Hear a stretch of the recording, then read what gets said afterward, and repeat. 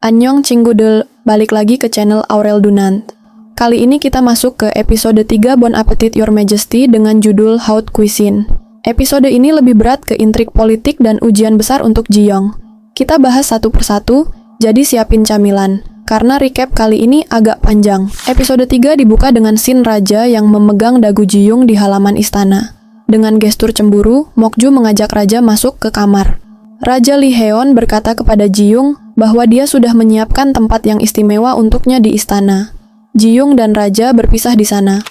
Setelah mendengar penjelasan tabib istana, luka Lee Heon sebenarnya bisa membahayakan hidupnya, tapi seseorang mengoleskan salep yang tidak dikenali, sehingga luka Lee Heon sembuh lebih cepat. Lee Heon menyadari bahwa perkataan Ji-young benar.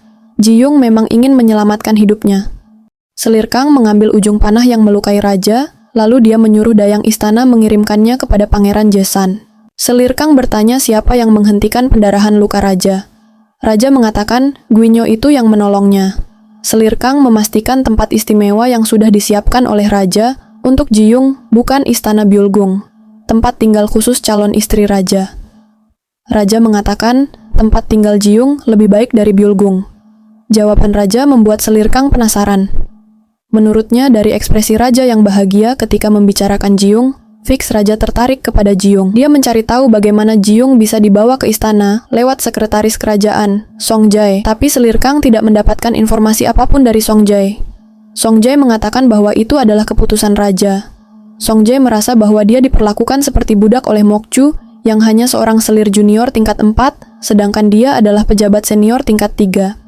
Song Jae punya rencana. Dia akan membuat Ji-young menjadi selir kesayangan Raja, dan dia akan mengabdi kepada Ji-young alih-alih melanjutkan mengabdi kepada Selir Kang.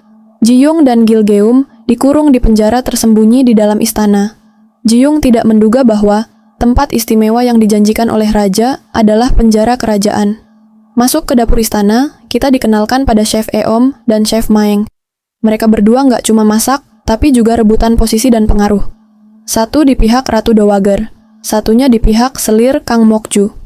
Lee Heon sengaja mengirimkan pria bertopeng untuk membebaskan Ji-young dan Gilgum. Mereka lalu diarahkan ke arena penuh orang bertopeng. Dalam keadaan bingung, tiba-tiba seorang pria membuka topengnya yang ternyata adalah Raja Lee Heon. Ji-young dan Gilgeum akan dihukum karena mereka mencoba melarikan diri dari tahanan istana.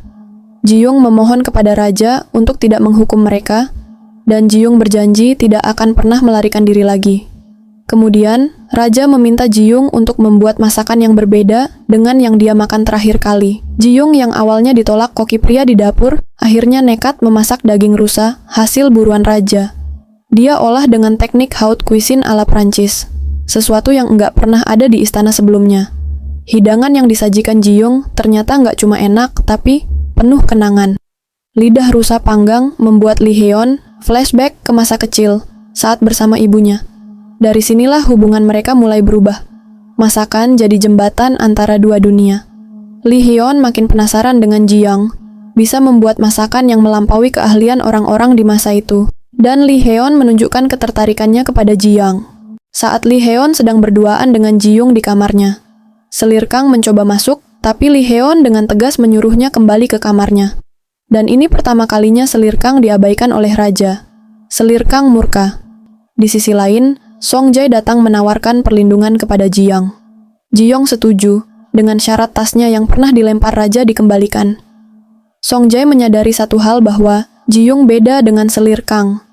Karena kesepakatan yang harusnya bisa dia gunakan untuk mendapatkan sesuatu yang lebih besar, justru hanya minta buntelannya dikembalikan. Saat Raja lebih memilih Ji-young memasak untuknya.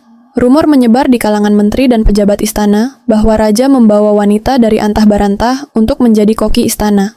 Akibatnya, banyak pejabat mengundurkan diri. Mereka menganggap Lee Heon menghancurkan tradisi.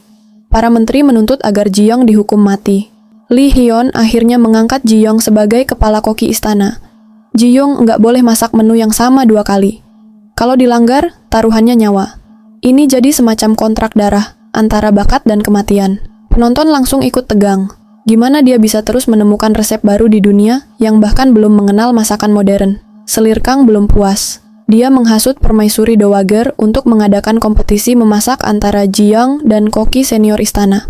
Hukumannya, yang kalah harus kehilangan satu lengan. Lee Heon yang mendengar hal itu langsung mendatangi kompetisi tersebut. Dengan gaya cool dia membuat aturan lebih adil, tapi tetap mengerikan. Kalau kalah, bahkan koki senior pun harus kehilangan lengannya. Lee Heon berharap Ji-young memenangkan kompetisi ini dengan memasak sesuatu yang baru. Dengan memasak makanan yang hanya bisa dibuat oleh Ji-young, ini akan membuktikan bahwa Ji-young memang dari masa depan. Episode 3 bisa dibilang jadi titik balik drama ini. Dari sekadar survival, Ji-young sekarang masuk ke pusaran politik dan intrik istana. Jangan lupa like, subscribe, dan nyalain lonceng supaya nggak ketinggalan recap episode berikutnya.